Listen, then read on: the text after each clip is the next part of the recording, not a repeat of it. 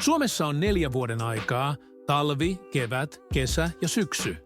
Talvella on normaalisti kylmä ja maassa lunta.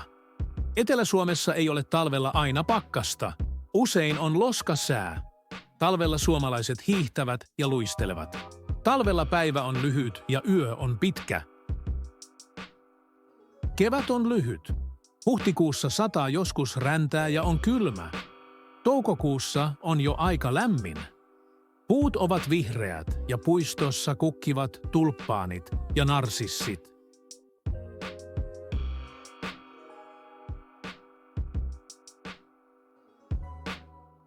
Suomessa on 4 vuoden aikaa: talvi, kevät, kesä ja syksy. Talvella on normaalisti kylmä ja maassa lunta. Etelä-Suomessa ei ole talvella aina pakkasta. Usein on loskasää. Talvella suomalaiset hiihtävät ja luistelevat.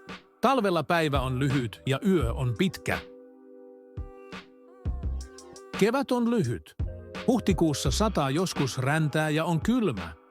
Toukokuussa on jo aika lämmin. Puut ovat vihreät ja puistossa kukkivat tulppaanit ja narsissit.